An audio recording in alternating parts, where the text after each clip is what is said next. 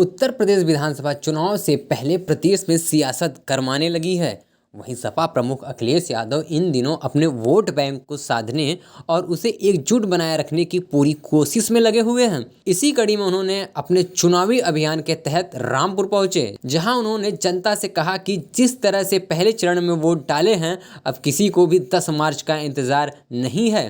रामपुर पहुंचे अखिलेश यादव ने कहा कि 10 फरवरी को जो मतदान हुआ है, लोग अब 10 मार्च का इंतजार नहीं कर रहे हैं, क्योंकि पहले चरण में ही जनता ने 10 मार्च का फैसला सुना दिया है और हर चरण में जनता इसी तरह से बीजेपी को हटाने का काम करेगी।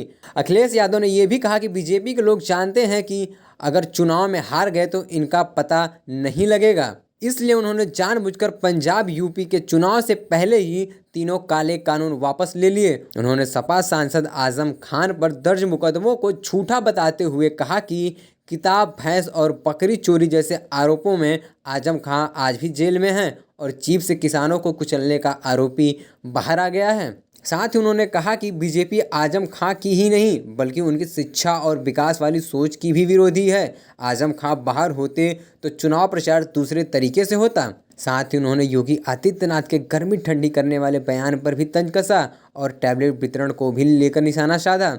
उन्होंने कहा कि किसी को टैबलेट, स्मार्टफोन नहीं मिला, जबकि सपा सरकार के लैपटॉप अब तक चल रहे हैं। उन्होंने किसान आंदोलन और आंदोलन में जान गंवाने वाले बिलासपुर क्षेत्र के किसानों का भी जिक्र किया। किसान आंदोलन में जान गंवाने वाले किसानों की याद में स्मारक बनाने और परिजनों को 25-25 लाख रुपए देने, बिलासपुर क्षेत्र में पीला खार नदी पर पुल बनाने, 300 यूनिट मुफ्त बिजली और सिंचाई के लिए मुफ्त बिजली देने की बात कही। अखिलेश यादव ने कहा कि आपका एक एक वोट बदलाव लाएगा। आज जब हम लोग चुनाव लड़ रहे हैं, अब्दुल्ला तो आ गए हमारे बीच में, 2 साल इन्हें परेशानी उठानी पड़ी, झूठे मुकदमों में रहना पड़ा। मोहम्मद आजम खान साहब, उनके बिना हमारा चुनाव चल रहा है, अगर वो होते तो चुनाव दूसरे तरीके से होता। झूठे मुकदमे में जेल चले गए, झूठे मुकदमों की उम्र नहीं होती ज़्यादा। अखिलेश यादव का झूठे मुकदमों का सफाया होगा। इनके ऊपर तो झूठे मुकदमे लगे और वो जानते होंगे कैसे कैसे मुकदमे हैं।